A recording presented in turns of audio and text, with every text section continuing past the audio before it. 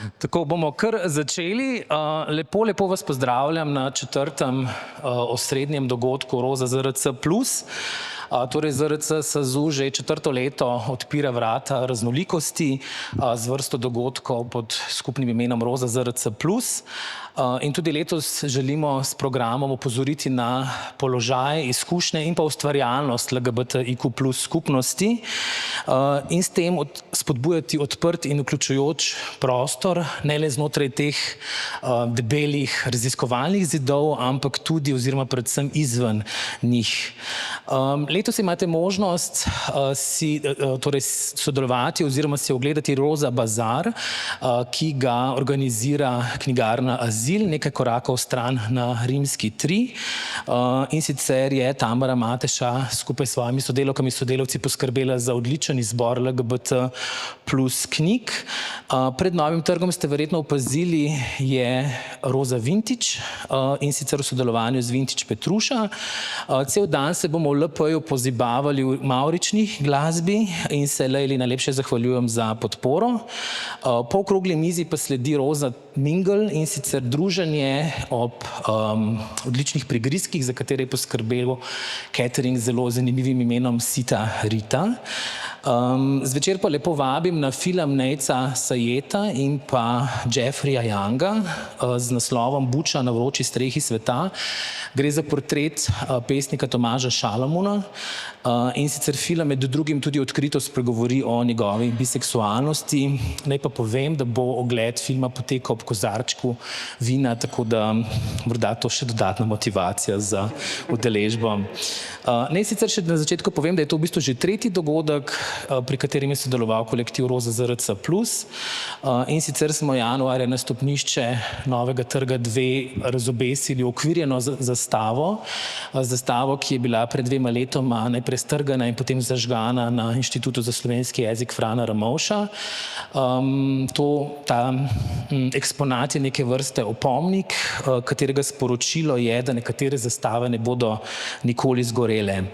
Aprila pa je kolektiv Roza ZRC sodeloval v sestavi Maje Gostič, Vesne Liponik in pa mene pripravila kulturni program od odprtju parka Ade Škerl in Sonje Plaskan,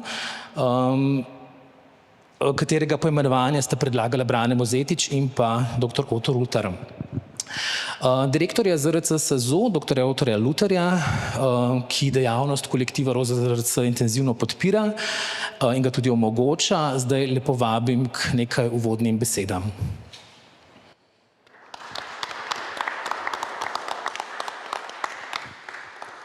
Hvala, Boris. Torej, poudarek je na omogočam, ker če pač Borisa in kolegic in kolegov ne bi bilo, potem tega dogodka verjetno ne bi bilo. Torej, na meni je lažji del dela. Torej, najprej hvala tebi, Boris, in seveda vsem. Zdaj, če bi poskušal našteti vse, bi gotovo nekoga pozabil in zato se bom pač skril za to generično zahvalo. Hvala vsem, tudi vam, ki ste se odločili za sodelovanje in seveda vam, ki ste se odločili, da pridete zdaj ob tej uri ali pa zvečer ali na katerikoli dogodek je napovedan. Ko sem razmišljal o tem, kaj ob teh generičnih vljudnostnih uvodnih besedah povedati, sem se odločil za slovensko ustavo. Ampak preden začnem z citati ustreznih členov, še enkrat dobrodošli. Zdaj, ta dobrodošli je izrečen formalno z strani tako imenovanega vodstva ZRC, namenoma zaradi tega, ker se včasih dogajajo špekulacije, v kolikšni meri neka ustanova nekaj počne formalno ali neformalno. In ker smo imeli nedavno zelo zanimivo razpravo o tem, kaj in kako nagovoriti to vprašanje, da se izognemo špekulacijam, sem se jaz potem zatekel k ustavi in seveda njenemu 14. členu, ki ga gotovo vsi dobro poznate, če ne prej pa od časa slovenskih protestov 2 leti nazaj, ne, ko smo na veliko citirali, da ima vsak v tej državi zagotovljene enake pravice in svoboščine ne glede na narodnost, raso, spol, jezik, vero in tako naprej.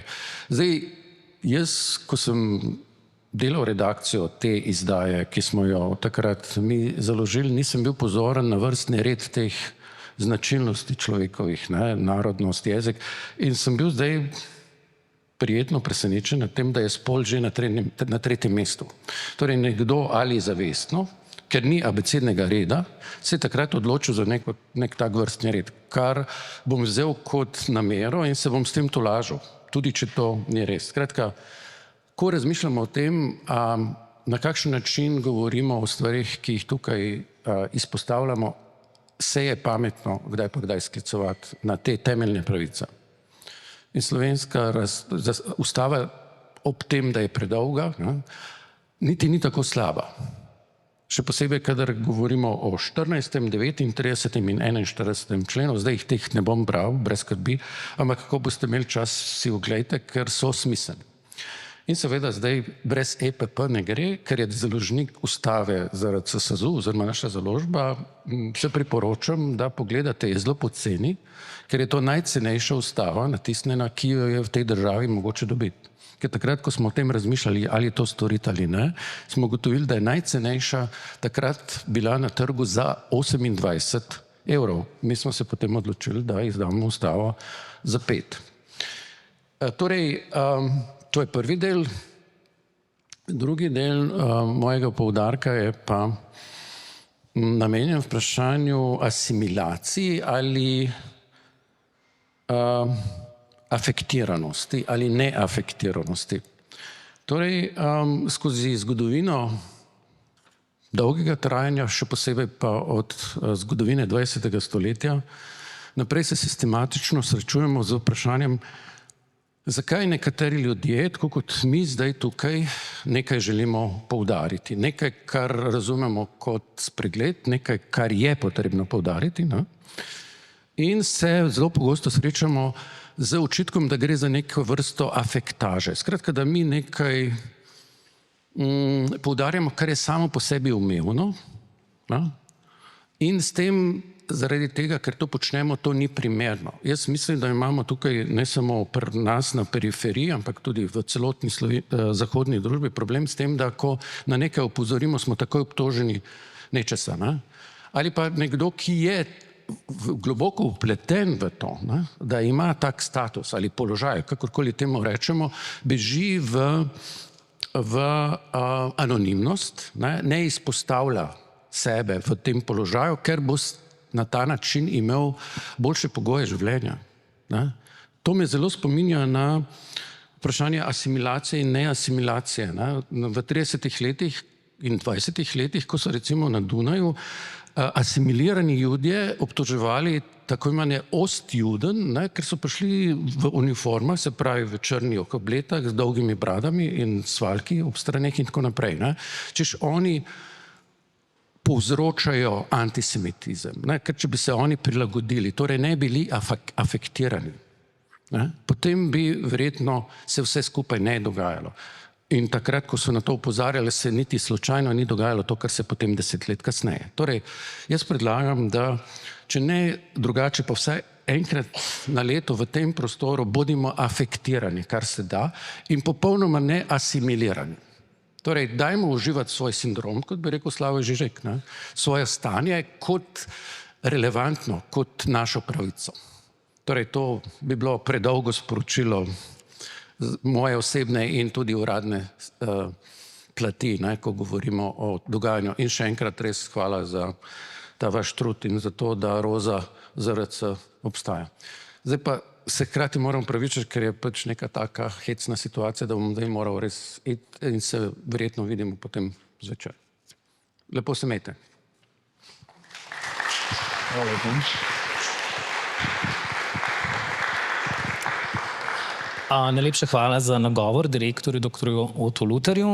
Zdaj preden predstavim naše sogovornice in sogovornike okrogle mize, bi rad pozdravil še tolmača v slovenski znakovni jezik, Boštjana Jerka, zdaj mu tako neugledno kažem hrbet, ampak lepo pozdravljen.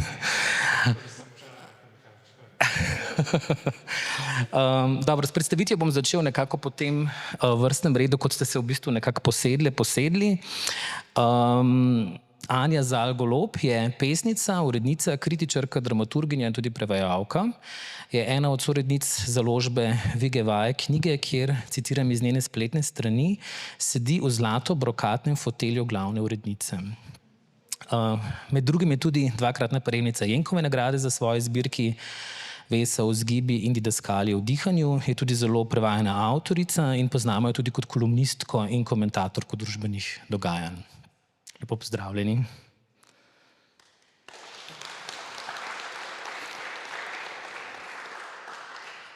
Poleg nje je neonova, transaktivistka, nebinarna oseba in lezbika. V feminističnih, alternativnih in queer gibanjih je aktiven od leta 2012. Trenutno pa je direktorica transfeministične iniciative Transakcija, kjer vodi zagovorniške in izobraževalne programe. Njegovo delo temelji na presečnih temah, kot so decentralizirano organiziranje, dekolonizacija znanja, transformativna pravičnost v praksi in ponovno zamišljanje jezika kot sredstva za odpravljanje sistemov zatiranja. Lepo pozdravljam. Zelo me veseli, da je z nami tudi Lucienne Beatrice Krstova, absolventka angleščine in pedagogike na Filozofski fakulteti Univerze v Mariboru. V svojem magistrskem delu z zelo zanimivim naslovom Ali so Disneyevi filmi risanke dobri za otroke z pedagoškega vzgojnega vidika, raziskuje tematiko indoktrinacije otrok skozi Disneyjeve risane filme. Rojena je bila v Skopju, v Severni Makedoniji, v Slovenijo pa se je preselila z 9 leti. V širši javnosti pa smo zelo bučno slišali o vas, ko je prišlo do zapletov, ko ste kot transženska opravljali študijsko prakso na osnovni šoli Frana Rozmana Staneta. Lepo pozdravljeni.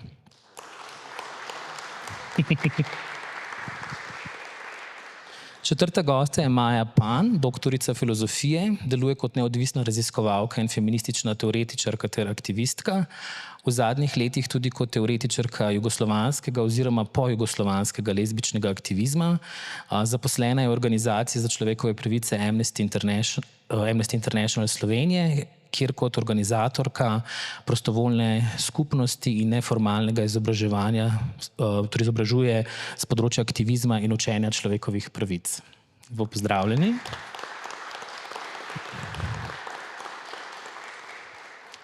Last but not least pa je z nami tudi zagovornik načela enakosti, Miha Lobnik, sociolog, ki je funkcijo zagovornika načela enakosti začel opravljati leta 2016 in je trenutno v svojem drugem 5-letnem mandatu. Je član upravnega odbora Evropske mreže zagovornikov, med letoma 2013 in 2016 pa je bil programski direktor društva Informacijski center Legebitra, sicer pa tudi dolga leta aktiven na področju boja za pravice LGBTIQ+ oseb. Lepo pozdravljeni. Zdaj, lansko in letošnjo leto je bilo nedvomno zaznamovano tudi z obeležitvijo 40-letnice LGBTIQ+ gibanja v Sloveniji. Društva, ki delujejo na tem področju, so organizirale ogromno nekih dogodkov. Izdana je bila tudi obsežna monografija Nataše Velikonja, ki jo imamo tudi tukaj z naslovom Prispevki v zgodovini LGBT gibanja v Sloveniji 1984-2024. Ki je, mimogrede, lahko si jo priskrbite tudi v našem azilu. Začel pa je bil z vprašanjem za vse. Kako ocenjujete, torej kakšno je stanje po 40 letih bitke za enakopravnost? Mikrofoni so tukaj pred vami, tako da kar pogumno. Maja, bi morda začeli vi. Zdaj bom posumila, da je to zaradi tega, ker je občutek, da sem mogoče videla te prve dni, ampak jih nisem. Svoje prve dni sem videla v sredini 90-ih, ne pa v sredini 80-ih, kamor sežejo začetki aktivizma. Ampak sem s temi začetki, ker me zelo zanimajo, sem precej seznanjena. Tudi nekaj arhivskega gradiva je. Prav tako jaz mislim, da v možnost vpogleda v čas, v katerem nismo sami sodelovali, veliko prispevajo tudi publikacije. V Sloveniji jih predvsem Nataša Velikonja in ekipa izdajajo na približno 5 let. Jaz jih bolj ali manj podrobno spremljam in vidim, da se nekako palimpsestno nalagajo tudi nove informacije za stvari v preteklosti, kar mislim, da kaže na to, da je ta preteklost še živa za nas in da jo je potrebno raziskovati. V tem smislu se mi zdi pomembna tema samozgodovinjanja, se pravi arhiviranja in pisanja zgodovine, samoteoretizacije stališča ljudi, ki smo imeli določeno izkušnjo, pa imamo določeno izkušnjo, ali pa bodisi tudi mogoče vpogled. Kajti to je ena posebna pozicija, ki je sicer, mogoče bi lahko rekli, ne najbolj objektivna, je pa vsekakor zelo dragocena stališča, ja, mogoče ravno avtentičnosti naših pravic. Toliko mogoče ne dobesedno v odgovor na tvoje vprašanje. Miha Lobnik, vi ste tudi že dolga leta prisotni na tem, torej v aktivizmu, torej zadnja leta torej pravljate vlogo zagovornika enakih možnosti. Kako bi vi rekli, kako bi vi komentirali, kakšno je stanje po 40 letih bitk? Jaz bi rekel, da sem prišel na sceno pred 30 leti, torej decembra 1995 sem prišel na sceno, ki jo je nekdo zgradil. Eni ljudje so nekaj delali, da je obstajal roza disko, ki sem se ga prej 10 let bal kot najstnik in pol zbral pogum ob spodbudi Pavla Coelha, ki sem ga srečal tisti vikend v Ljubljani, da sem šel prvič na festival gejskega lezbičnega filma leta 95, 30 let nazaj. Tudi prostor, ki so ga zgradili, da sem gledal prvič film in pol še v Štirko. Zakaj sem zdaj to izpostavil? Da sem vedel, da je obstajal prostor, da sem imel leta težav, preden sem si upal kupiti ali revijo, ki se je takrat imenovala Revolver, pa se mi je zdela preveč pač militantna, da bi sploh šlo skupaj. In drugič, da verjetno smo vsi v eni točki vstopili v prostor, ki so ga nekoč začeli ustvarjati pred nami, ne. In potem sem bil del tega procesa s časoma, ko smo leta 1998 ustanovili Legebitro, zato ker se nismo našli v prostorih več, ker je bil žur premalo, ker je bil film enkrat na leto premalo, ker so bile knjige premalo, ker smo se želeli pogovarjati in tega prostora ni bilo. In ni bilo javnega prostora in tako sem doživljal ta razvoj, bi rekel, zadnjih 30 let na nek aktivističen način, da sem bil del tega procesa. Zato ga seveda absolutno zelo težko objektivno ocenjujem, ker je to bila pač izkušnja. In zato je meni 40-letnica gibanja zelo nenavadno padla lani in sem jo zelo težko zapopadel. Namreč razumem in za zunanjo javnost je to fino reči 40-letnica gibanja, nažalost pa navaja na idejo neke linearnosti, neke koherentnosti, kohezivnosti, v tem smislu povezanosti, kar pa jaz mislim, da je popolnoma napačno in je napačna informacija in je ta priložnost to malo dodati, da gre za v bistvu 40 let več različnih gibanj, ki so mnogokrat močno delovala nasproti druga proti drugi, včasih pa tudi složno.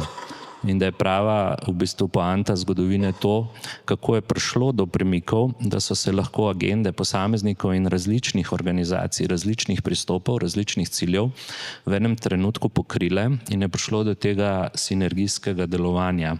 In da so bili takrat neki preskoki, naprimer kot takega štejem tudi ta prvi Pride, kot se je zbralo dovolj energije, da smo šli na cesto, pravzaprav z organizacijami, s katerimi smo popolnoma drugače gledali na to, kaj je zdaj politično treba izpostaviti, kakšen diskurs uporabljamo, jezik, smo šli veliko preko teh svojih razlik, da smo prvič, bi rekel, speljali ta pohod do Prešerna iz Metelkove, ki se je letos 23. ponovil, pač štejem za prvo parado 2002. Tako da bi rekel, da mi je ta debata predvsem priložnost, da se nadaljuje 40 let po 40-letnici v razglabljanje v to, da mislim tudi sedaj to gibanje ne smemo razumeti kot eno, a ne, ampak tudi kot izziv točno tega, ne, kaj to gibanje danes je, kaj ni več in kaj lahko je, če lahko še na druge načine sodeluje. Hvala za ta oris torej teh dogodkov tudi izpred 30 let, ki se jih morda marsikdo z mlajše generacije niti ne zaveda. Ne? Anja Zalgolob, kako bi vi pokomentirali to torej stanje po 40 letih oziroma tudi torej zdaj delujete v Mariboru. Kakšno je v bistvu stanje oziroma kar se tiče torej samega gibanja v Mariboru? Ja, dober dan. Ja, ni fajn. Mislim, več aspektov je za komentirati. Vsekakor pa lahko to komentiram iz pač tega konkretnega vidika knjigarne in tega, kar se pač tam dogaja, ker je bil to nek tak, ne vem, preokret ali pa nek tak moment, znotraj katerega, ki mi je v bistvu mene tudi prisilil osebno, tudi čist zasebno razmišljati oziroma premišljati gibanje ali pa ne vem, delovanje znotraj nekega gibanja na drug način, ker pač sem bila v to prisiljena, ali bi jaz to hotela ali ne bi hotela, je bil to zdaj pravi trenutek ali ni bil pravi trenutek, v bistvu nisem imela glih kaj posebej možnosti za to, da bi to takrat bolj konkretno reflektirala, ker je pač se bo treba v tistem trenutku odzvati. Pač. Ta konkreten boj je prišel v bistvu na naš prag zaradi spričo nekega nasilja oziroma neke agresije, ki smo ji bili izpostavljeni in je bilo pač takrat vprašanje, zdaj to potisniti stran od sebe pa se delati, da pač tega ni bilo, ali se pač soočiti s tem pa pač vzeti to nase in so da to ni bilo v bistvu dejansko zares vprašanje, pač logično, da pač, kako ne rečem, nimaš izbire, no. Mislim, če že izgleda ta izbira je v bistvu fiktivna izbira, logično nimaš izbire, pač. In zdaj je minilo 1 leto in v tem 1 letu sem se zelo veliko naučila o slovenski ustavi, pa o kazenskem zakoniku, pa o delovanju policije, pa delovanju tožilstev, pa pisanju ugovorov, pa pisanju pisem za medije, javnost itd. Bo je zelo, kako rečem, formativno leto, glede na to, kako sem jaz stara. Je malo čudno, da bi se mogla počasi v penzijo, pa zdaj doživljam na nek način ene stvari na drugačen način, kot sem jih prej. In ja, kar me moti je nek ta, ne vem, neke drobne razlike, nek narcisizem droben, to, da se ne moramo poenotiti glede nekih stvari, ko je prej Miha omenil, kako je bilo to, ali pa ni bilo pomembno, pač bilo je treba iti, pa bilo je treba pokazati, pa ni bilo tako posebej važno, a je tudi odtenek roza, ali je oni odtenek roza, ali je v bistvu pravzaprav rdeče, a ne. V bistvu niti ni bistveno, no, pač ni črno, no. Zdaj pa, a ne, zdaj pa imamo zdaj pa se večkrat zgodi, da se soočim s tem, da pač je težko, no, tudi komunikacijsko težko sfurati neke stvari. In glih zato, da se bi izognila temu jamranju, kako se nič ne da, smo mi lani po koncu, ko je minil junij, vedeli, da bo tudi drugo leto, če bo po sreči, pač junij. In ko bo tudi junij, pač ni bo vprašanje, ali bomo zdaj mi spet izobesili zastavo ali ne bomo izobesili. Pač valjda, da jo bomo izobesili, ker pač je zadnja stvar, ko jo naredim, da bom izobesil to jebeno zastavo, bom jo pa, ne, pa pač naredite, pač kar imate, mislite, da je prav. In letos je šlo tudi to nadaljevanje v organizacijo Marovičnega dneva? Vse zato, na to hočem, pač bilo je pomembno se odzvati na tak način, ko je proaktivno, ne. In pa smo pač zaradi tega probali narediti nekaj proaktivnega, ker smo vedeli, da občina pač ne bo. Bo jasno, zelo očitno. Če ni bo prej jasno, je bo pol takrat novembra z onim Smrt Pedrom, a ne, z onim grafitom, takrat je bo dokončno jasno, da pač če bi šli prej še delali kakve iluzije, pol si valjda nismo več, a ne. Pa nismo si niti še prej, ampak ajde, da jim damo šanso, a ne. Teda pol zaradi mislim, to je, kako ne rečem, naš prispevek bil pol k temu, da pač probamo proaktivno nekaj narediti za to, da v tistem konkretnem prostoru, se pravi v tem konkretnem mestu nekaj naredimo. So da niti slučajno mi nismo edini, niti nikakor ne. In tudi pred nami je tudi tradicija, mi isto stojimo na ramenih drugih ljudi, ko so pred nami to delali. Hoteli smo se pa pač samo odzvati, ker se nam je zdelo prav, da nismo tiho, pa da pač ne rečemo, ok, bomo to obesili, pa bomo videli, kaj bo pol. Ampak smo hoteli pač ustvariti kontekst, znotraj katerega bomo to obesili, pa probali pač sfurati s čim manj, kako ne rečem, kolateralne škode, ali ne vem.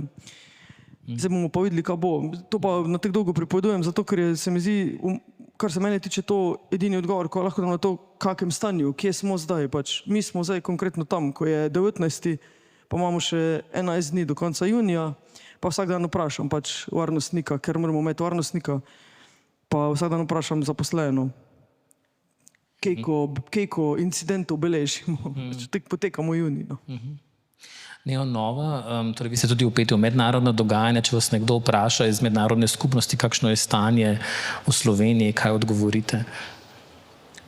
Ja, v resnici bi začel pri osnovnem tem vprašanju, ker ko sem razmišljal o njem, vedno se za me, še vedno začne pri tem, kak vpliv name osebno ima to, da imamo 40 let zgodovine in ima globokega.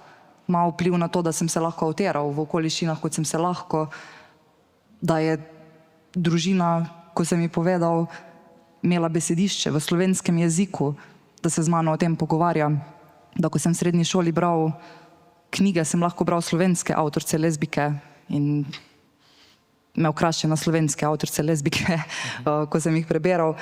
Skratka, ta lokalen kontekst tega, da se počutim del nečesa, je definitivno posledica vsega, kar je prišlo prej. Posledica je bila v tem, da ko smo začeli na Koroškem delati Pride, smo se imeli kam ozreti, smo imeli od kje jemati primere dobre prakse, po končni fazi potem tudi v tem, da smo imeli kam zaiti, ko smo šli na avtobus pa šli žurati 100 km stran. Skratka, hočem reči, da definitivno ni zanemarljivo, vidnost je še vedno prvega pomena, se mi zdi, sploh ko je neki prvič, pa naj bo to na osebni ravni prvič, na neki kolektivni ravni prvič ali pa na neki zelo angažirani ravni prvič. Dejstvo, da imaš nekam za pogledati in da se lahko nekam ozreš, je izrazito globokega pomena. Kje smo, ko opazujem in kar bi bil moj odgovor mogoče, opazujem, da je še vedno vprašanje zelo selektivno obravnavano. Seveda v prvi vrsti se ozrem na stanje transpravic in transskupnosti, ta hip tu, napade, ki jih doživljamo, bodi si individualno nasilje, bodi si sistemsko šikaniranje. To je stanje, kjer smo pod selektivno lečo nekega odločanja večine. Ja, vidnost, ja, prepoznavnost, ampak še vedno pa ne varnost za vse in še vedno ne proaktivno vključevanje za vse. Dobro, če se malce navezam tudi na zagovornika enakih možnosti, ne, tudi zame je bil recimo nek tak zelo pomemben vtis se je zgodil pred, ne vem, približno 20 leti, ko sem gledal v okviru LGBT festivala en film o aktivizmu, mislim, da je bilo v ZDA, ne, in nekako sem videl, da so osebe pred mano v bistvu tudi morale umreti za to, da imam jaz kolikor toliko občutek, da živim v neki dokaj socializirani državi, kjer lahko živim, kot želim. In hkrati neko zavezo, v bistvu, da človek naredi nek korak naprej, ne, neko dolžnost, da naredi en korak naprej. Lucien, Beatrice, kako vi gledate kot najmlajša generacija tukaj med nami na pomen tega zgodovinskega vidika? Pa upam, da mladi cenimo to, kar so starejše generacije naredile za vse nas. Mislim, da nekateri spet opažam, da se je dosti krat pozabilo, na kakšne načine so se naši predniki izborili za pravice, da so dosti krat bili zaprti, pobiti, obravnavani obupno strani države, zakonodaje in vsega. In smo dejansko šli v strah. Tudi spomnim se recimo prve parade ponosa, ki je bila v Mariboru, ki se meni zdi, da je bila največja, ki smo jo kadarkoli imeli, za razliko od letošnje, na katero se tudi udeležila, in je bilo za moje pojme premalo ljudi, ki jih jaz poznam, ki so LGBT, samo iz preprostega strahu niso hoteli priti na parado ponosa. Spomnim se, da na prvo parado so prišli naši bratje, sestri in vse nebinarni siblingi iz drugih držav. Prišli so iz Italije, Madžarske, Avstrije, da so stali z nami, in to se je zmanjšalo. Povedali so nam, kar se strinjam s tem, seveda, da mi nimamo težav, da se naj toliko ne izpostavljamo, samo kaj ni poanta prve parade ponosa in naših prednikov blato, da smo se izpostavili in da smo bili pripravljeni sprejeti posledic, tudi če bi prišlo do kakšnega nasilja, da bi se, čeprav sem proti nasilju, kako na pač srce mi tudi branili, torej da če bi kdo nas napadal, da se imaš pravico braniti, ti potem takem tudi. Samo to, kar se je zgodilo, vem, da je bilo, mislim, da leto, dve nazaj, Renatu Volknerju, ko so ga po paradi, 2 leti, ko so ga po paradi napadli mladoletni, in seveda, ker so mladoletni, ni mogel nič, mislim, država ni naredila nič, on pa jih seveda ni se mogel braniti proti njim, ker bi on bil potem takem v napačnem in v prekršku glede zakona. Ampak zdi se mi, da smo postali preveč hvaležni smo starejši generaciji za to, kar je naredila. Sama mlajša se mi zdi, da smo malo pozabili smo, pa ne rečem vsi, imamo tu v osebi, ki mislim, da nista pozabili na to, kako smo mi prišli do naših pravic, ampak zdi se mi, da so malo mladi pozabili na koliko truda, krvi in boja je bilo potrebno, da smo tu, kjer smo danes. Maja, pa ste želeli nekaj dodati? Ja, mogoče v navezi na Maribor in na to spremembo generacij. Mislim, dejstvo je, da na parade in na prireditve prihajajo vedno mlajše osebe in to, kar se potem, kaj to pomeni, je to, da tako smo imeli v Mariboru primer, da mladoletne osebe napadajo druge mladoletne osebe in se s tem hitro zapremo zaradi situacije, ki jo imamo danes tukaj, ki je seveda različna, drugačna od tiste izpred 40 let, kjer ni bilo toliko mladoletnih oseb vključenih in kjer je bil večji poudarek mogoče na civilni družbi pa na tem kontekstualiziranju znotraj umetnosti, alternative in tako dalje. Imamo danes pač problem z nasiljem, z splošnim nasiljem in s tem, da šole nimajo dobrega pojma, kaj s tem nasiljem delati, da imamo situacijo, da je jasno, da mladoletna oseba v šoli ne more svetovalni delavki povedati, da jo je napadel ali pa da jih je napadel nekdo iz iste šole, ker se bojijo retribucije in tako dalje. Mi pa nimamo institucionalnega prijema za to, pa seveda pri tem ne vidim problem samo za stran transfobije, homofobije, bifobije, ampak siceršnjega nasilja. Če mogoče kar še ostanem pri vas, torej marsikdo LGBTIQ+ vsebine vidi kot neko ideologijo in ne kot vprašanje v bistvu človekovih pravic. Zdaj ne bom vprašal, če je to mogoče preseči, ampak kako je mogoče to preseči, torej da ljudje ta vprašanje ne bi videli kot ideologijo, ampak v bistvu res boj za človekove pravice.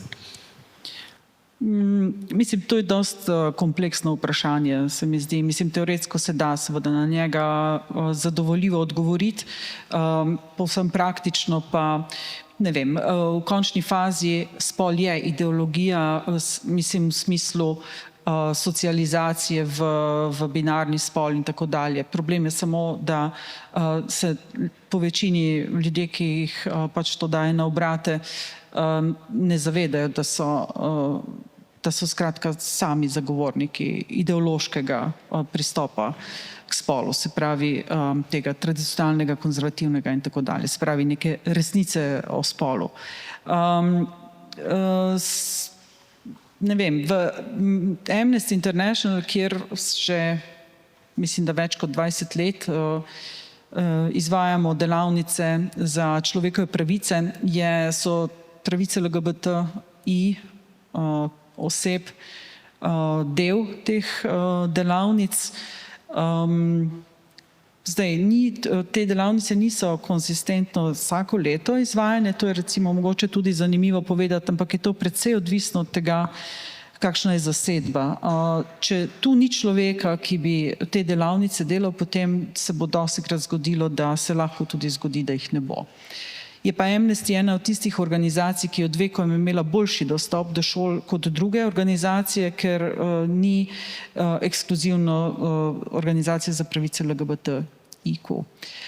Tako da, ne vem, zadovoljivo ne morem odgovoriti na to vprašanje, pa vsekakor ne vem, boj s tem, a gre za ideologijo ali ne gre, mogoče ni najbolj ploden, ker kot vemo, za ideologijo je jasno, da bolj, ko si jo bomo otresali z rok, bolj se nas bo držala in da smo pač sredi ideologije, ko mislimo, da smo izven nje in mislim, da dejansko enako lahko rečemo za spol. Tako da kar se tiče pa konzervativnih teženj oziroma pritiskov, se mi pa zdi, da jih je dobro povezati s tem, kar sem prej omenila, s problemom nasilja v šolskem obdobju, pa mogoče tudi izven šolskem.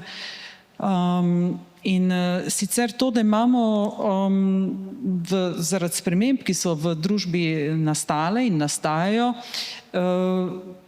ne moremo izluščiti samo vprašanja homofobije, bifobije ali pa transfobije, ampak jih moramo vedno videti kot celostne. Se pravi, čisto ilustrativno, kdo so te skupine mladoletnih, ki so napadle po paradi v Mariboru svoje druge mladoletne osebe. Med njimi so tudi osebe, ki so bodisi albanskega porekla, romskega porekla, prihajajo iz nezavidljivih socialnih okolij ali pa, ne vem, recimo sploh imamo problem recimo z deškostjo, z moškostjo danes. Skratka, ti otroci sigurno nimajo prav nobene naslovitve znotraj šolskega sistema ali pa znotraj neformalnega izobraževanja. Lahko še na kratko predstavite, kakšna je vloga Amnesty International kakšne aktivnosti izvaja na področju boja za človekove pravice oziroma zlasti LGBTIQ plus skupnosti. Torej nekaj ste že načeli, ampak še kakšen stavek več. Amnesty je edina organizacija za človekove pravice na svetu, ki pokriva vse tri vidike delovanja. To je raziskovanje, zagovorništvo, lobiranje in kampanjsko delo oziroma aktivizem. Verjetno, če poznate druge organizacije, veste, da recimo sploh te večje delajo samo kampanje, samo aktivizem, nekatere delajo samo zagovorništvo. Skratka, ta razpon je kar precejšen in to, kar se mi zdi v Sloveniji pomembno, je, vsaj tako jaz vidim, da je Amnesty vpeta v koalicijsko delovanje. Skratka, v delovanje skupaj, sploh kadar gre za področje LGBTIQ, skupaj z drugimi organizacijami, ki pa so specializirane, kajti pač ta dolgoletna infrastruktura in to marsikaj lahko pripomore, konkretno platforme za peticioniranje, ki jih ima Amnesty razvite in tako dalje. Miha Lobnik, koliko prijav diskriminacije oseb LGBT skupnosti prejmete na uradu zagovornika načela enakosti in kakšne možnosti sploh ima urad zagovornika, kakšni so možni ukrepi oziroma iniciative? Jaz bi to odgovoril, ampak bi pa nekaj reagiral na kar je bilo rečeno. No? Tudi iz stališča izkušenj v tej instituciji se mi zdijo zelo pomembne stvari in to okrog Maribora. In sicer tako, kot je bilo rečeno, ustava, ampak na drugi strani življenje, ne? Vprašanje centralnosti, perifernosti. Ustava kot neka središčna abstraktna točka napisanih vrednot in potem padanje na zakone, na življenjske situacije oziroma širjenja iz parlamenta, kjer je sprejeta, v teritorij. V varstvu pred diskriminacijo pravzaprav opažamo to vprašanje centra periferije, tudi na drugih osebnih okoliščinah, kar nam nekaj pove o stanju prostora. Ne? To pomeni, da v centru potekajo neki procesi, so politično soglasje dosegli in v Ljubljani so bili zato pred 25 leti neki prostorski procesi. Ko sem začel študirati to kot študent sociologije, okrog 2000, se spomnim, da sem ugotovil, da se je 10-letnica gibanja poskušala proslavljati na Ljubljanskem gradu. In takratni župan in najemnik gradu je vsem udeleženicam iz Škuca, ki so prišli, med drugim tudi ministru slovenske vlade Pavlu Gantarju, pred nosom zaprl vrata in rekel, da ko so ugotovili, kakšni ljudje bi imeli žur na Ljubljanskem gradu, katero društvo, so se odločili, da tega pa tam ne bo. To je bilo leta 94, 10 let po začetku gibanja. To je bil tak močan simbolni udar v prostor, ki je trajal in imel posledice nekaj let. In te prostorski napori, ki smo jih začeli delati okrog 2001-2002, ki so rezultirali pol v paradah, so bili posledica enega premisleka, da je bilo zgodovinsko vedno najbolj varen neviden prostor ali zasebni prostor. Organiziral se je neviden prostor v smislu nekih kruzingov, srečevališč, ki je spoštoval pravila nevidnosti in dokler jih je bil varen. Leta 1984 gibanje vstopi v javni prostor, v prijazen javni prostor, v Škucovih prostorih se zgodi festival Magnusa. Ne? In takrat v bistvu začne nastajati v Sloveniji nek javni, ampak zelo kontroliran LGBT prostor v tistem času pod to kratico. Ne? In v bistvu so vsi prostori potem, če jih opazujemo, zato sem prej poudaril Štirka, festival, bili zgrajeni kot neka začasna geta, kjer smo se lahko nahajali. In potem seveda je sledil ta naslednji korak v 2000-ih, zdaj gremo pa v javni prostor. Ne? In tudi v Ljubljani se je zgodba javnega prostora začela z tem, da je nekdo bil iz lokala vržen, ker se je nekomu zdel, ali pa se jim je zdelo, da zdaj pa preveč te geji hodijo tja. Skratka, da je šlo za vprašanje regulacije in da to ni bil lahek problem, ker je bilo treba pridobiti sodelovanje akterjev moči na mestni ravni. To so bili letos sestankov na magistratu med 2001 in 2002. Zato jaz pač pravim, da je prva parada bila 2002, ker je bila prva organizirana in tako naprej. Vmes je bil pa proces. In celo to širjenje prostora v Ljubljani je bil proces, ki pa zdaj, kot vidimo, ne pomeni avtomatizma izborjene svobode v ostalih slovenskih krajih. Zato se mi zdi Maribor izjemno pomemben, ker je pač nekako smatran kot drugo najbolj urbano okolje, ki bi moralo prenesti največ te centralne urbanosti, ampak nam lepo kaže realno sliko z paradnimi incidenti in z tem okrog knjigarne, kar je eskaliralo. Ne? In da je verjetno proces podoben, kot je bil, da gre za v bistvu fokusiranje zavesti na to, kater princip te države, te ustave, ki smo jo 14. člena, se tam pač nič ne uresničuje. Ne? Kako tudi kazenski zakonik mora policija še enkrat preštudirati, da razume, da se to ne sme delati lokalu. Tako da bom potegnil eno zelo abstraktno primerjavo. Mi smo ugotovili, da ima Slovenija že pred 5 leti je končano 10-letno prehodno obdobje, da bi bil medkrajevni javni prevoz na razpolago ljudem z invalidnostmi. To pomeni, da se lahko kdorkoli, ki je na invalidskem vozičku, pelje kamorkoli z javnim prevozom, torej avtobusni prevoz. 5 let je minilo od 10-letnega prehodnega obdobja, skupaj 15, pa imamo javni prevoz za ljudi z invalidnosti, sam v Ljubljani, pa Mariboru, pa mogoče še v kakšnem mestecu. In da obstaja ta sindrom, da se pravzaprav principi enakopravnosti in diskriminacije sicer sprejmejo na centralni ravni, obstaja zakon o varstvu pred diskriminacijo, ampak velike težave pri širjenju po teritoriju in seveda, da se srečujejo ljudje, ki to delajo s temi dinamikami, kar pomeni premiki v času in prostoru. Premiki v času pomenijo, da se menjavajo ljudje, ki so skrbeli za te prostore in se verjetno zgublja tudi znanje in veščine, kako se je te prostore dobilo, zato ker to ni nekaj, kar bi načeloma prav po javnih mizah predvajali, ampak vprašanje, obstajajo mehanizmi prenosa. Prostori so pa izjemno pomembni, ker so pa tista točka, kjer pa novi ljudje prihajajo. In ta knjigarna je zdaj en javen prostor. Maribor je včasih imel nek lokal, pa tudi ni zdržal, je pol pač nekako zamrl. Tako da v bistvu boj za prostor je boj za imeti možnost nekje se znajti in je v jedru tega. Zdaj pa nisem odgovoril na vprašanje prijav, lahko pa kasneje, če je še seveda...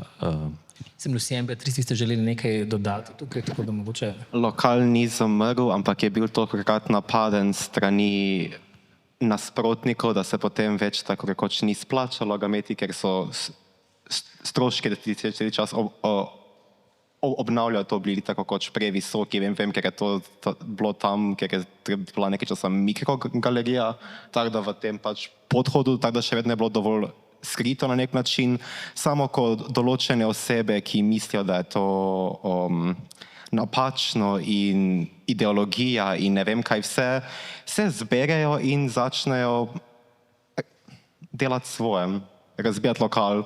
Pa prav tako bi še omenila, da v Mariboru so imeli razstavo Dregic, ki so jo prav tako, mislim, to pa bilo tudi leto pa pol nazaj, ki so prav tako uničili, viole načeloma.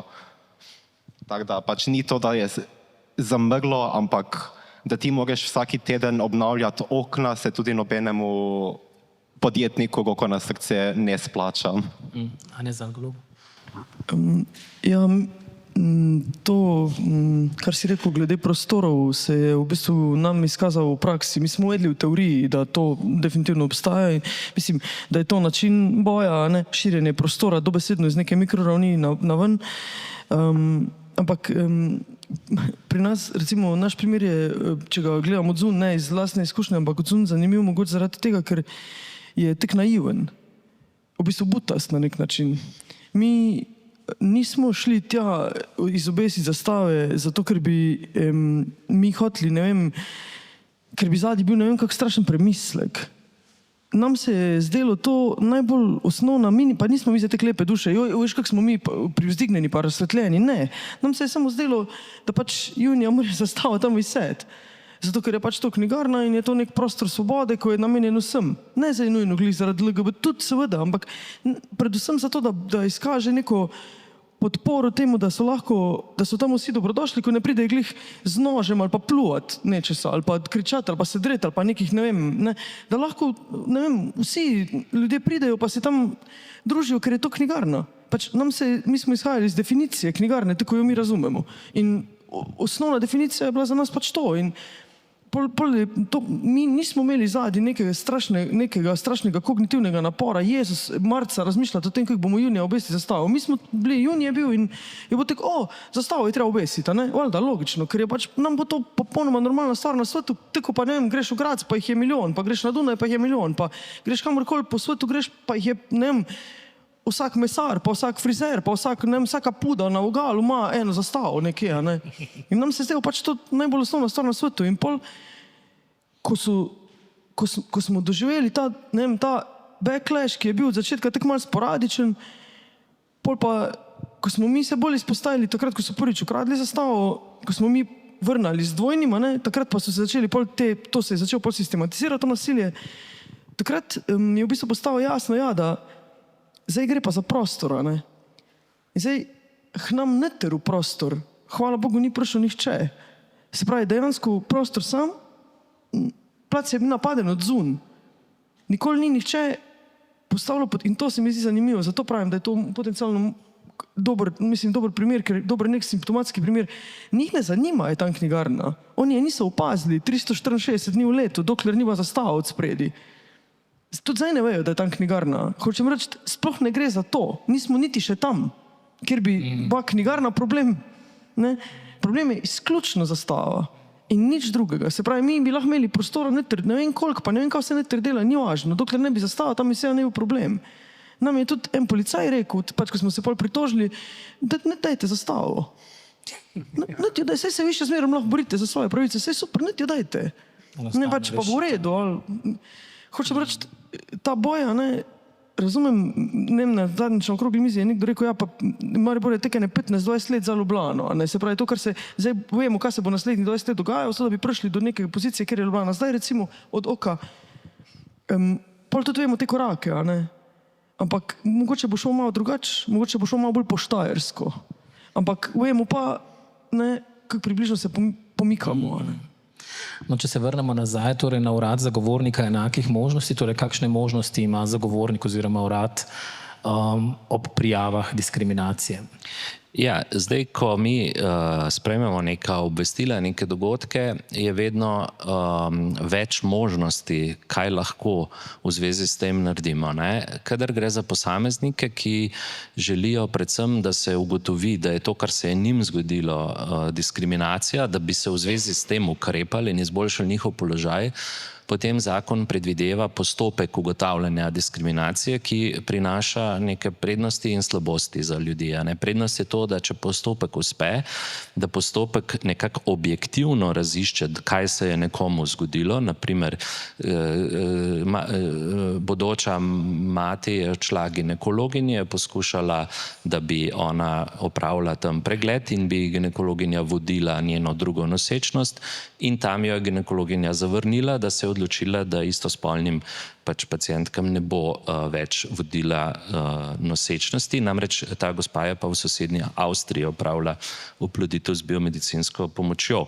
Torej je selektivno izbrala ugovor vesti vezan na osebno okoliščino, kar je v nasprotju z zakonom pred diskriminacijo, zato smo tukaj diskriminacijo ugotovili in zdravstveni inšpektorat je zdravnici izrekel opomin.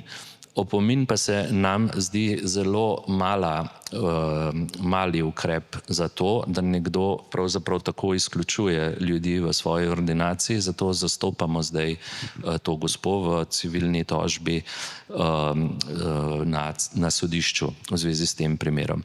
Ampak zdaj to je, bom rekel, en zelo pomemben primer, ker se dotika še drugega sistemskega vprašanja, ki se zdaj ima za rešiti v parlamentu na tej centralni ravni, ne, to je dostop do OBMP-ja, ker odzadje je vprašanje, zakaj sploh morajo ženske samske ali v istospolnih skupnostih iti v Avstrijo plačevati denar za postopke, ki jim tukaj niso bili omogočeni, in zdaj Ustavno sodišče končno to seveda, kot veste, spremenilo, ni pa še sprejetega zakona, ki bi moral biti 1 leto po sprejemu odločbe sprejet, pa ni še, ne? Zdaj je v nekem predlaganem postopku in je to en spremljevalni del teh aktivnosti, ne? Da je pač nedopustno, da bo nek zdravnik sam odločal o tem, kaj bo pač nudil istospolno usmerjenim materam, kaj ne.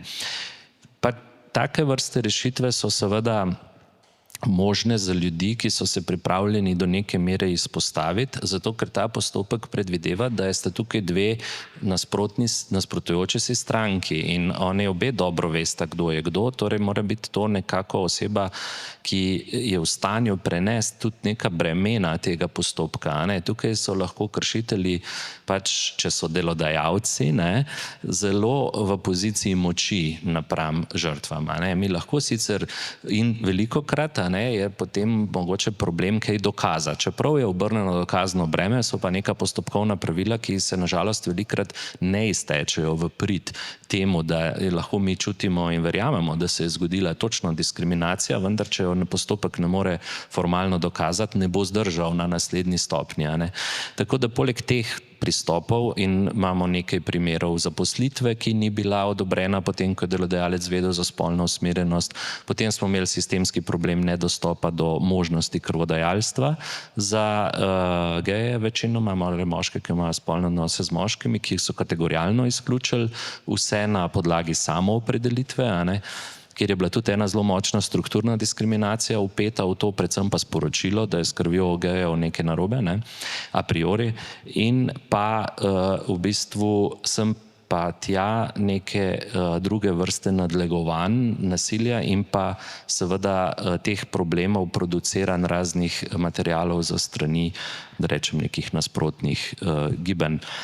Zdaj, veliko krat pa je ravno zaradi spolne usmerjenosti, spolnega izraza ali identitete ljudem zelo težko biti taka, kako bi rekel, idealna pa metaforično toliko fit žrtev, da v resnici idealno bi morali biti vseeno, kako se bo postopek izpeljal, bi morali reči, tako kot mogoče lahko tukaj nekateri, čez to grem, tako kot gre Anja, zato ker pa čez to mora nekdo iti, ampak nažalost je ta sistem pri nas predvsem tak, da pravno moraš biti zelo vedeti, kaj te čaka, katere čustvene posledice, najmanj kar pa bo, pa ta postopek ne bo odgovoril na tvoje travme in udarce, ki si jih kot žrtev doživel v zvezi s tem. Zato mi poskušamo v stiku z ljudmi, ki se na nas obračajo, preverjati tudi na kakšen način so, kako stojijo, kako bojo to zdržali. Ker se je velikokrat zgodilo, da so šli v postopke in so omagali na poti do tega. Presija se je nadaljevala, okolje je bilo, viktimizacija se je nadaljevala in v bistvu moramo se zavedati o nekem, rekel, dometu teh postopkov. So eno od orodij, ne pa edino. Zdaj, transskupnost, znotraj tega tudi nebinarne osebe so v zadnjem desetletju, bi rekel, še posebej izpostavljene. Transfobija je v velikem porastu in tudi žal, konec koncev tudi LGBTIQ plus skupnost sama ni čisto odporna na tovrstne fobije. Ljudje, ki želijo v svojih osebnih dokumentih spremeniti oznako o spolu, morajo v Sloveniji pridobiti potrdilo od zdravstvene ustanove ali zdravnika, kar v praksi pomeni pridobitev diagnoze duševne motnje.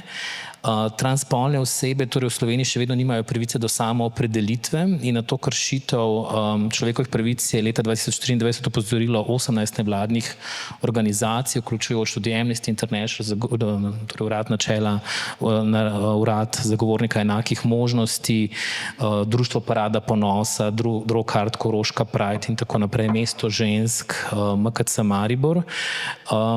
In to zadevo je v bistvu v predvolilnem izrekanju prepoznala tudi vodilna vladna stranka. Obljubili so, da se bodo prizadevali, da po zgledih nekaterih drugih evropskih držav transspolnim osebam omogoči samoopredelitev, da torej medicinski posegi niso pogoj. Kaj se je Neo od leta 2023 zgodilo, premaknilo, če se je? Ja, pravno priznanje spola seveda pomeni, da pač trans oseba lahko spremeni dokumente in potrdi svoj spol v osebnih uradnih dokumentih. Stanje v Sloveniji še vedno narekuje, da so vse te osebe prisilno medikalizirane. Zaradi tega, ker morajo preiti medicinsko intervencijo, lahko te stvari naštevamo na kratko, in se zdi, potrdilo zdravnika in tako naprej, to so dolgi postopki. Gre za vključenost v psihiatrično obravnavo, gre za izjemno zahteven postopek, v katerem osebe nimajo proste izbire zdravnika, obiskati morajo enega od 2 psihiatrov, ki sta na voljo v celotni Sloveniji. In v najbolj osnovnem bistvu gre za osebe, ki niso nujno ki ne nujno vse želijo iti v medicinsko tranzicijo. Se pravi, vse osebe, ki želijo spremeniti dokumente, morajo pridobiti to potrdilo. Zakaj to omenjam? Danes smo omenili tudi ustavo, v 53. členu piše, da nobena oseba ne sme biti izpostavljena, ne sme biti prisiljena v zdravljenje. Zakaj se mi vse to zdi pomembno? Zato, ker se ni zares kaj spremenilo. Kljub predvolilnim zaobljubam strank, Ministrstvo za notranje zadeve, kjer tudi pač je ravno ta stranka, se še vedno izogiba kakršnemu koli dialogu, oziroma ta dialog je zamrl in zamera z nevladnimi organizacijami, z pozivi, da naj bi se to uredilo. To ni boj, ki je nov, to je boj, ki je še posebej od leta 2019 izjemno relevanten, odkar je Svetovna zdravstvena organizacija izbrisala transspolnost iz seznama duševnih motenj in to je tudi leto, od katerega varuh za človekove pravice opozarja, da naj se področje uredi. To je tema, na katero zagovornik načela enakosti je opozoril tako v svojem posebnem poročilu in se redno dotika življenj in zagovorništva vseh nas in večine nevladnih organizacij, ki delujemo na področju LGBT skupnosti. Da še nekako poudarim, kako bizarna ta situacija je sam konzilij, se pravi ta zbor, interdisciplinarni konzilij za potrditev spolne identitete, ki je edino telo v državi, ki obravnava trans osebe v postopku medicinske tranzicije in ki tudi pokriva ta dva psihiatra, ki obravnavata trans osebe, ki sem jih omenil. Sam konzilij se je leta 2022 izrekel, da naj se postopki ločijo, da ne more biti medikalizacija povezana z pravnim priznanjem spola. To je podprlo tudi Ministrstvo za zdravje. Kljub vsemu tem pritiskom, opozorilom, imamo še vedno Ministrstvo za notranje zadeve, ki je pristojno za, se pravi, ta podčlen v podzakonskem aktu, kjer je edini dokument v Sloveniji, kjer je pač ta pogoj zabeležen, ki se seveda otepa ureditve področja.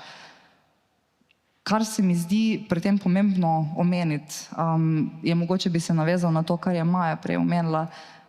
Absolutno se pozna v boju za prizadevanje, za samoopredelitev oziroma, tako sam rečem, za prenehanje prisilne medikalizacije trans oseb v postopku potrditve spola, uradne pravne potrditve spola.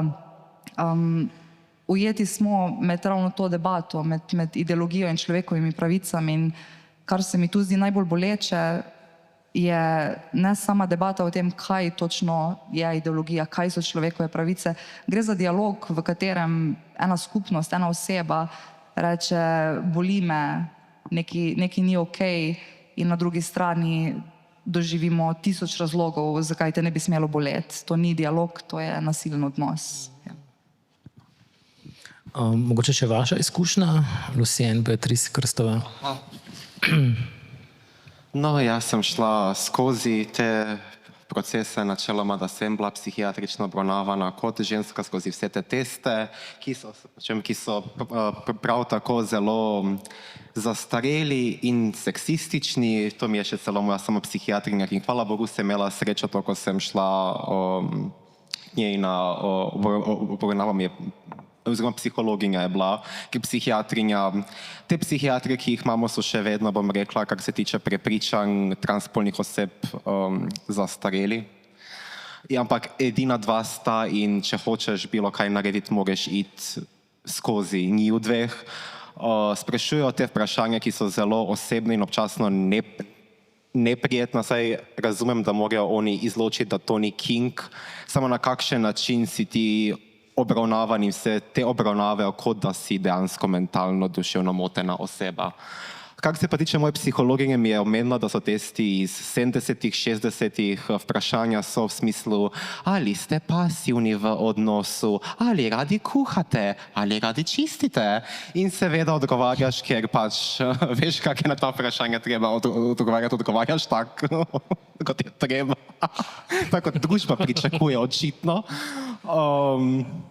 Torej kuhanje ja. Ja, kuham, vsaj res kuham, ampak ne zato, ker sem ženska, ker želim kuhati, pač to nima nobene povezave z spolom, pa vse, ker moreš, ja, ker je, mislim, res ta vprašanje, to je okoli 175 vprašanj, pol pa še seveda te packe, ki jih moraš obravnavati, pol še pogovor in vse, in to je načeloma poteka na Hrastniku. Tako da tam še imaš osebe, ki so dejansko imajo psihične motnje, ki te je malo tudi strah tam, ker ne veš točno, kaj se ti lahko zgodi, ker nekatere te osebe so spuščene od svojih sob, kar je tudi pač logično, da se lahko sprehajajo pa vse. Kaj se mi pa zdi, da se ni spremenilo nič, k večjemu se je poslabšalo, vse videli smo, kaj se je trenutno zgodilo v Veliki Britaniji glede transspolnih oseb. Videli smo, kaj se zgodi, ko oseba ima dovolj denarja, da lahko poseže v zakon in v ustavo in spremeni stvari, ker je J.K. Rowling financirala celotno kampanjo, da se naredijo varne prostore zgolj in samo za ženske, biološke cis ženske, kar se meni zdi banalno, ker jaz ne poznam, ne rečem, da znotraj trans skupnosti po vsej verjetnosti obstajajo tudi osebe, ki so posiljevalci, samo od 100 primerov je mogoče to en, če. Ona pa je vzela tako eno stvar in jo naredila v smislu dejansko glavno načelo njene celotne kampanje na koncu. Torej referirate se v bistvu potem na odločitev Vrhovnega sodišča, ki je sprejelo definicijo ženske, ki izključuje ki izključuje in ne samo to, potem takem so tudi vključeni transmoški, potem takem transmoški, ki izgledajo kot moški in so mogoče šli skozi celotne tranzicije, so potem prisiljeni iti na ženski WC in zdaj se vsi tu lepo vprašajmo, ali bi se ženske, da vidijo po izgledu moškega in tako izklepa avtomatsko, da je pač oseba moška, ali bi se v resnici počutile tudi udobno s tem. V resnici so s tem naredili ful slabšo stvar, zgovarjajo pa se na to, da Velika Britanija ima nebinarne WC-je, ampak če si ti trans ženska ali trans moški, načeloma hočeš iti, če si trans ženska na ženski WC, če si trans moški na moški WC. Če pa si nebinarno osebe, čudovito, da imamo še pač tretji WC zraven.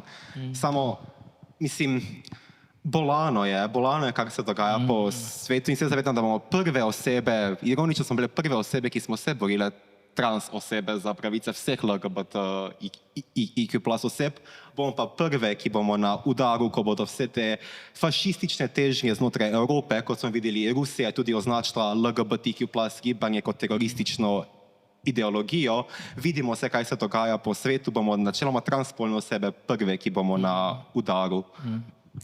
Zdaj, zelo boleča se mi zdi, da je bila pa tudi vaša izkušnja s to študijsko prakso v osnovni šoli. Torej, vi ste najprej upravljali prakso v srednji šoli, ki je nekako mila brez zapletov, potem pa se je zgodilo kaj? Mislim, načeloma tako imamo, da na magisteriju potem moraš opravljati obvezna praksa v prvem semestru, da jo opravljamo na osnovni šoli, oziroma v drugem semestru na osnovni šoli, potem pa na srednji šoli.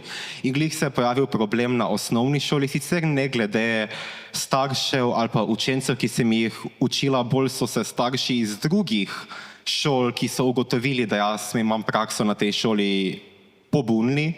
Po vsej verjetnosti je kakšna učiteljica povedala, ki seveda se učitelji med sebojno poznajo tudi iz drugih šol.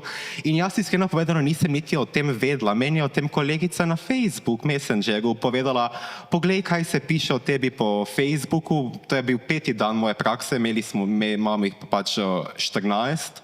In sem jaz to, kaj pa se dogaja, niti nič ne vem. In je bila moja slika, moji podatki z faksa, ker sem še vedno bila v študentskem svetu Univerze v Mariboru in so naši podatki seveda dani gor, da nas lahko profesori in drugi študenti lažje kontaktirajo. Ti podatki niso namenjeni, da se načeloma zlorabljajo na ta način, kot so se.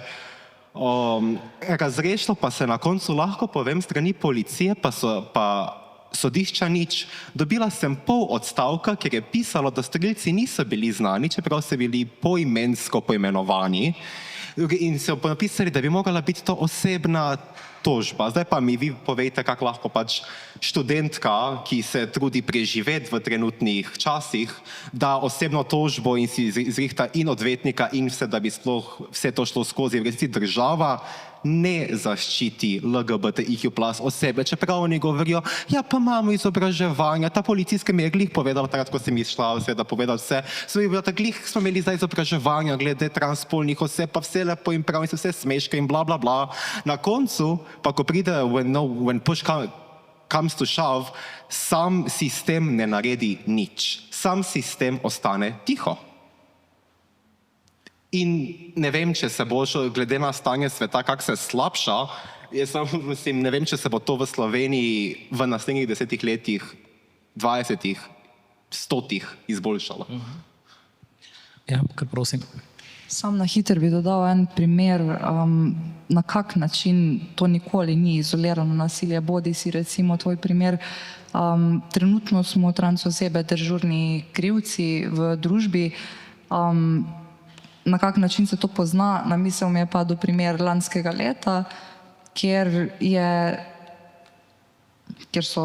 opozicija v parlamentu izkoristila, ena izmed strank izkoristila enega učitelja na eni osnovni šoli za to, da zastavi poslansko vprašanje in ga zapakira v vprašanje Ministrstva za šolstvo, kaj češ boste naredili s tem, da so trans osebe pač na šolah. To je mogoče nivo, iz katerega izhajamo, ko poskušamo imeti debato o zaščiti pravic, bodi si pri dostopu do javnih storitev, bodi si pri javnem življenju nasploh. Ja. Kar prosim. Ja, ker zdaj ugotavljamo, da biti gej ali pa lezbika za splošno javnost desne provenience ni več tako zelo zanimivo. Ne? Nekako se je izčrpala ta stigma. Ne? Joj, ne? Zdaj pa ni več to tako, ne prinaša več toliko zelo hate points, ne? Kot jih je včasih. In je treba najti drugega zunanjega sovražnika. Ne? In pač transspolne osebe postajajo ta zunanji sovražnik, ne?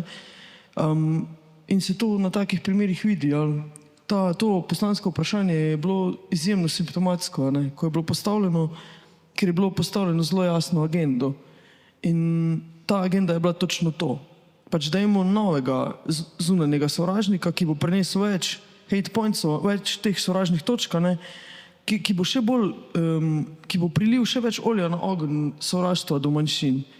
Ko se bo to izčrpalo, se bo našel naslednjega. Ampak nihče, in mene skrbi strukturno gledano v družbi to, da nismo sposobni ustaviti tega mehanizma, da se ta mehanizem perpetuira vedno znova, sam najde se novega zunanjega sovražnika. Zdaj so to pač trans osebe.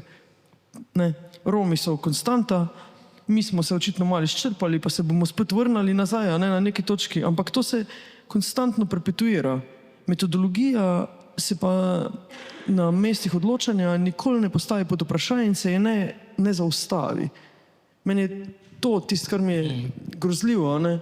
Tudi po 40 letih, po vsem tem boju, ko je za nami, ne? Še vedno dobivamo vsake 4 leta novo pošiljko 90 poslank in poslancev, ki zelo hitro zapadejo v to isto logiko, da je možno to vprašanje zastaviti in da nikogar ni, ki bi rekel, ne, tega vprašanja ne bomo zastavili, to se ne more zgoditi v tej državi. To je ona točka, po moje, kjer bi bilo treba nasud peska v kolesija. Ne? Zdaj v danes že omenjeni monografiji Nataše Velikonje beremo, citiram, pogosto dvomim v mejo med politiko in politiko identitete, ker politike identitete ne vidim kot vprašanje identitete, temveč kot razredni boj. Jaz to vidim kot vprašanje življenja in smrti, če si ženska, te moški lahko ubije. V Franciji moški vsak drugi dan ubije žensko, da ne omenjam fizične zlorabe, ki ne povzroči smrti. Če si gej, imaš 5 do 6 več možnosti, da narediš samomor v otroštvu. Če si črnc ali arabec, te lahko ubije policija. Ko ljudje govorijo o politiki identitete, se pretvarjajo, da so vprašanje spola, rase in tako dalje popolnoma simbolične in nimajo nič opraviti z resničnimi vprašanji plač, blaginje in ali socialne varnosti. Torej problem je v definiciji politike identitete, saj te identitete niso le identitete, ampak so sopomenke za prezgodnjo izpostavljenost smrti. Hkrati je pomembno, da prevladujoči razred ne ugrabi vprašanje identitete z namenom, da jih spremeni v nekaj simboličnega, popolnoma prekine povezavo s političnimi gibanji, s političnimi vprašanji. Zdaj, koliko je po vašem mnenju LGBTIQ plus gibanje dolžno naslavljati torej tudi druge kršitve človekovih pravic, ki smo jih danes priča in so zelo alarmantne vprašanje za kogarkoli? Bom jaz to kislo jabolko prvi. Zato, ker jaz mislim, da je dolžno gibanju, ki ima take izzive, ki ima tako malo resursov, ki je tako pravzaprav upeto v ta kontradikcije, je treba zelo previdno to dolžnost polagati na srce. Čisto iz tega zato, ker ja, seveda je izjemnega pomena, ker se s tem krepi in dela ta nujna koalicija, zato ker pač ni naključje, da je pač vzhodno od Maribora država, ki že nekaj let temeljito v bistvu simbole napada, ne, mavrične, in da so na koncu pravzaprav te velike procesi okrog nas zelo vplivajo na to, kako tudi tukaj razmišlja tisti del politike, ki je tradicionalno, to je tudi 40 let, seveda razočaran vsakih progresivnih vlad. To je stalen proces, ki ga je treba tudi zdržati, ne? Da so zavezniki, potem pa zelo malo naredijo, ne? In pa spet obnoviti konstruktiven odnos in spet, kot da bi na peščeni plaži gradil neke gradove, ne? Ampak je priložnost, je nuja, ne, bi lahko rekli, stališča varstva pred diskriminacijo, zato ker tako kot ni dovolj in ni mogoče rešiti vsakega posameznika, ki je nadlegovan, ki je diskriminiran iz prej naštetih razlogov, ker se marsikdo sploh ne more sam v bistvu prebiti do rešitve svoje izkušnje z nasiljem, svoje krivice in tako naprej, je seveda nujno delati hkrati tudi sistemsko. Sistemsko pa pomeni dobiti dovolj veliko družbeno soglasje, kar pomeni širiti pač te vrste, ne, in delati seveda zavezništva, ne. Tako da to je priložnost. Sam jaz bi ta dolžno, ne, dal gre pa za vprašanje zmožnosti, ker zdaj to so zelo izčrpujoči procesi, ker širjenje pomeni prinašanje seveda tudi drugih tem in pomeni tudi dolžnost. Če imaš zaveznike, ki te podprejo, je treba pol tudi njih nazaj podpreti, je treba iti na njihove dogodke, je treba razumeti njihove stvari, ne? In stališča institucije, ki se ukvarja s to horizontalno dimenzijo diskriminacije, opažam, da je zelo težko pri katerikoli od osebnih okoliščin, starost, invalidnost, narodnost, spolna usmerjenost in tako naprej, pravzaprav so ta povezovanja zelo težka. Vsi so zelo zakopani v svoje partikularne probleme. Ne toliko v identitete, ampak res v to, kako držijo podporne sisteme za ljudi in je v bistvu zelo, zato bi rekel, lahko nepravično reči, dolžni ste sodelovati, ker komaj še držijo te podporne sisteme, a ne? Je pa dejstvo, da je v tem povezovanju ena moč, je pa težka pot, no? Zato, ker se začnejo pol procesi že tako kot znotraj tega gibanja, a ne? Usklajevanja in poklapljanja, ne? Tako da ja, ne? Maja Pan, bi dodali kaj? Vrnila bi se mogoče na začetek tega vprašanja o zgodovini, zato da odgovorim na to vprašanje o identitetnih politikah, ali pa, ki so seveda zelo problematične. Jaz bi kar z eno roko odrinila to stran kot uvoženo temo, uvoženo problematiko.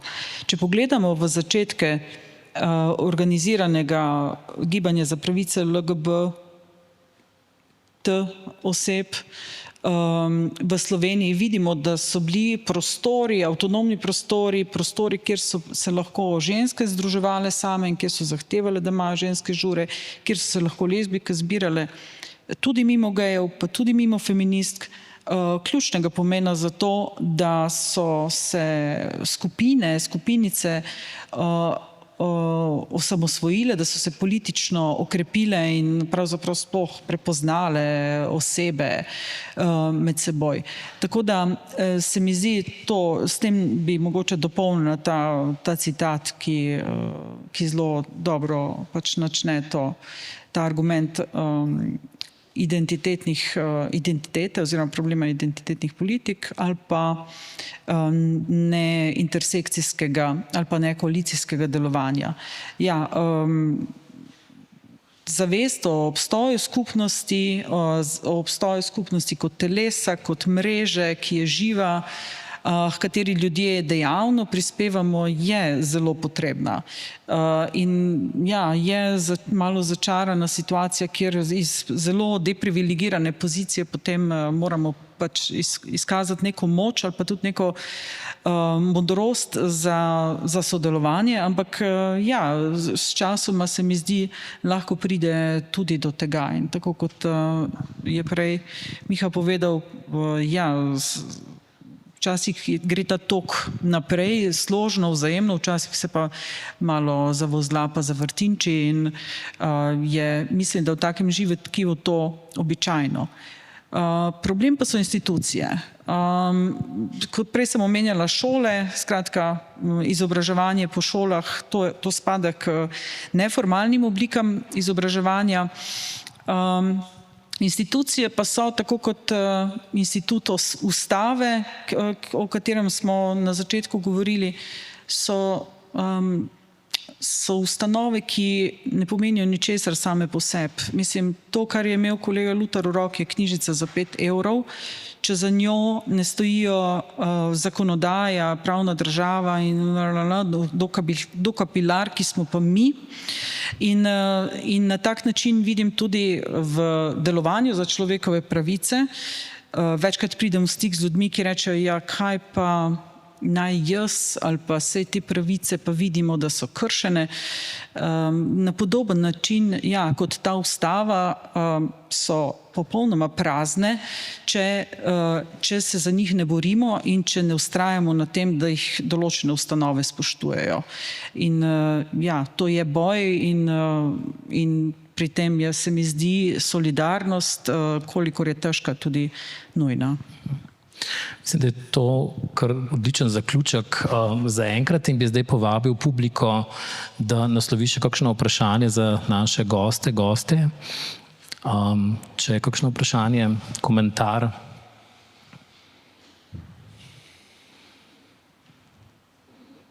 Vedno ta zadrega, kdo bo prvi oziroma... Spet ta dren. Kako? Spet ta dren. Ja. Ni vprašanja? Dobro, če ne čisto za zaključek, zdaj sam aktivizem dejansko zahteva veliko življenjske energije. Ta angažma je lahko tudi zelo utrujajoč. Mi na koncu eno tako malo bolj sproščujoče vprašanje, kje vi sami jemljete inspiracijo in energijo za bitke, ki jih vsak dan bijete?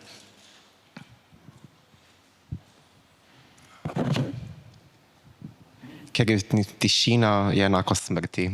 To je samo, to tišina je enako smrti in tu še se lahko pač navežem na to, pa v smislu, da vsa ta gibanja so medsebojno povezana in šele, ko bomo razrešili del po del, torej od spolne diskriminacije do rasizma, ko se bodo vse te stvari razrešile, bomo šele lahko prišli do razreševanja naših LGBTIQ+ pravic, ki so pa prav tako povezane z vsemi temi ostalimi gibanji, ker načeloma LGBTQ+ osebe niso bile napačne znotraj indigenous, nekih native kultur, to je prišlo z katoličanstvom načeloma. Nobene te starinske kulture niso imele nobene težave ne z nebinarnimi ljudmi, ne z lezbikami, ne z geji. Bilo je, da je vse, kar je od narave dano, je načeloma naravno in so stremeli k tem. Mislim, da bi se morali tudi, teda če od koga vlečem, od mojih prednikov daleč nazaj, ki so imeli boljše pravice in razumevanje do sočloveka, ki pa ga imamo danes. Ja, moj odgovor bo tudi nucan, ampak skupnost sama. Razmišljam ob tem vprašanju. Prejšnji teden sem bil na placu Zate, to je naš drop-in center, ki ga imamo vsak petek, za 4 ure odpremo in večinoma prihajajo tja zelo mlade osebe. To je tudi ponavadi prva vstopna točka za trans osebe, ki morda še niso ziher, a so trans ali niso, marsikdo se vrne, marsikdo se ne. Prejšnji teden smo ga imeli v Tivoliju, ful je bil lep sončen dan in kak mesec hodi k nam zdaj ena trans punca, zelo je mlada, in po čistem slučaju, zaradi tega, ker je sonce ful lepo sijalo in imela eno pahlačo, smo ji posneli eno fotko s telefonom in ji pokazali in videlo se je, kako si je všeč. In tega na njenem obrazu nisem videl prej, zares, odkar hodi k nam. In bolj sem, kar priznam, zelo razmišljala o tem momentu. Pogosto sem se spomnil na njega in niti ni edini. Ravno na teh, se mi zdi, točkah, kjer lahko imam priložnost, da imam stik z ljudmi in z osebami in da se pogovarjamo in da mi Kono sredi placa Zate razlaga o Pozejdonu že tisočič in ko lahko vidim, kako postanejo samozavestni ali pa kako se prvič ostrižejo, pa so si neverjetno všeč in kako se dobijo prijatelje in se pogovarjajo, to mislim, da so ti momenti, ki mene najbolj od vsega napolnijo. Pa jih je mnogo, mnogo momentov, ki me napolnijo. To pri najmlajših, pri najbolj ranljivih, pa mislim, da je tisto, kar me bolj tudi gor drži. Ja. Anja Zalgolob? Jaz sem težko odgovorim na to vprašanje, ker res sebe majke mi ne vidim kot aktivistko. Mogoče sem v tem smislu jaz misplaced tu, ker pač dejansko jaz ne delam tega za to. Pač meni se zdi, da je prav to narediti. In pol se je tudi, mislim, zmatrana sem. Nisem nič kaj polna, ali pa nimam nič kaj energije. Zmatrana sem 3 božje materne. In zmatrana sem že celo leto od tega in zmatrana bom še bolj. Pač zmatrana sem. Ampak to, da sem zmatrana, je pač del tega procesa. Jebi ga, pač sem zmatrana, mislim, koga briga. Mislim, drugi ljudje so tudi zmatrani, pač kaj zdaj. Mislim, pač jaz prihajam iz okolja, kjer pač ni glih, kjer je vsaj to dobra stvar, da, mislim, kakor je to okolje agresivno, a ne, predvsem pasivno, agresivno, zoprno, ko hodič v tem smislu, ampak vsaj to ima, da pač jamratno. Mislim, pač naredi, treba je narediti. In jaz, vem, lahko to zdaj zveni zelo tak, ne vem, res lahko zveni lepodušniško, no. Ampak res ne mislim, dejansko, ko sem se vozila, sem se spraševala, zakaj moram, jaz sem pred, a ne, je valjda moram, logično, a ne. Ampak jaz mislim, da bi vsi morali tako delati. In pač sem jaz pač samo en človek, ko to dela, ne vidim v tem nič posebnega, nič strašno, ne vem takega, da bi jaz mogla tu sedeti pa o tem posebej razlagati. Meni se zdi pač, da je to nekaj takega, če se zgodi, da pač moraš reagirati. Kaj pa ne naredim? Mislim, to pa tako, da pride mačka s 3 nogami, kaj boš? Mislim pač, halo, mislim, to so pač neke stvari, ko imamo privzgojene, ali pa nimamo. Ampak Madonna, no, da če mi pride nekdo zighajlat na zastavo v Mariboru, da bom pač reagiral, no. In to je pravzaprav vse. Tako da ne, jaz se nič kaj ne polnim. Jaz se bolj ko ne praznim in ustrajam pač. Dobro, Maja Pan, Miha Lobnik, še kakšna zaključna misel? Ne. Težko mislim. Je pa seveda dobra družba ljudi, ki se zaštekaš vedno v plus, ali pa če vidiš, da je z delom kaj za koga boljš. Ne? Bila je super sobota, jaz sem po nekaj letih se sprehodil od Metelkove do trga, po 23 letih od tistega prvega. Večina ljudi je bila mlajših. Ko sem prišel prvič v Štirko, je bilo obratno. To se pravi, sem tako ta vibe, ne, mladih, jaz bi rekel, bi pa obrnil na to, ne, da me res tako dvignil. Lej, jaz si ne bi upal toliko mlad skakati, ampak sem si upal razmišljati o tem, danes 23 let kasneje pa se to počne. Včeraj je bilo super živa književnost pred Škucom, te, a ne, drobne stvari čez let, včasih kakšna velika družba in mogoče kakšen dober prigrizek, ki ga tamle kažete, pa se bomo malo bolj šmeli, no. Maja Pan, še breme in čast zaključnega stavka. Jaz sem tudi bolj protestantsko narejena. Zdaj je inspiracija, ne vem, lepota, pecanje, ne vem, to je dolžnost, skratka, državljanska dolžnost, osebna dolžnost. Prepričana sem, da pač, tudi če ne bi bila lezbika, bi verjetno čutila nek potisk za zavzemanje za pravice, za zavzemanje proti kršitvam pravic ljudi in bi verjetno pač počela to isto z neke druge osebne okoliščine ali pa drugih osebnih okoliščin. Tako da jaz tudi tu ne vidim zdaj neke inspiracije, tudi delo, ne vem, sploh recimo izobraževanje je nekaj, kar nikoli nima neposrednega rezultata oziroma jaz sem sebi rekla, glej, to je idealizem, pač delaš na zalogo oziroma še na to ne. Verjetno v svojem življenju sploh nikdar ne bom videla kakršne koli učinkov tega svojega dela in pač s tem pač rolam naprej. Tako, s tem bomo zaključili. Res vsem najlepša hvala za udeležbo, vam, ker ste se udeležili okrogle mize. Zdaj pa res lepo vabim na prigrizek, ki nas čaka zadaj. Zvečer ob 7 še projekcija filma in ja, se vidimo, če ne prej, čez 1 leto. Hvala.